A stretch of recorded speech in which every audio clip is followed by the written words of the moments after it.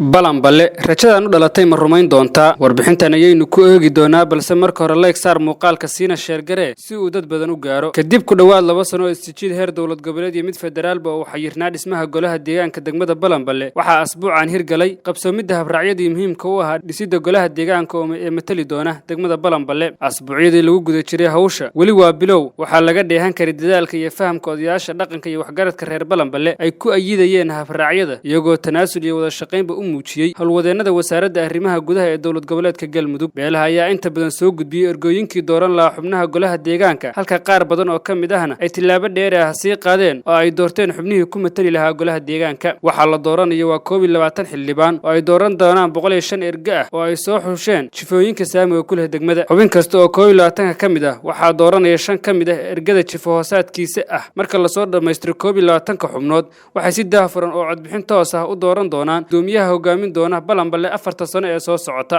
ifafaalahan waa mid dhiirigelin leh inuu jahaynaya degmada iyo bulshadeedaba dhabaha horumarka iyo barwaaqada hayeeshee waxaan la dhayeelsan karin caqabadaha aqoon darre ee xag bulsho kuwa amni iyo kuwa dhaqaalaba ee ku xayndaaban balanbale khibradda xubnaha ku soo baxaya golaha deegaanka shaqsiga ay u xushaan doomiyaha iyo heerka taageero ay ka helaan bulshada aqoonyahan iyo waxgaradba waxay buddhig u noqon doonaan guusha iyo guuldarrada maamulka cusub qormada xigta waxaynu ku eegi doonaa shaqooyinka hor yaalla gudoomiyaha iyo guud ahaan maamulka cusub sidoo kale waxaynu ku eegi doonaa tayada looga baahan yahay gudoomiyaha la dooran doono warbixintan iyo warbixino kale oo soo socda waxaad kula socon doontaan Safi Media Group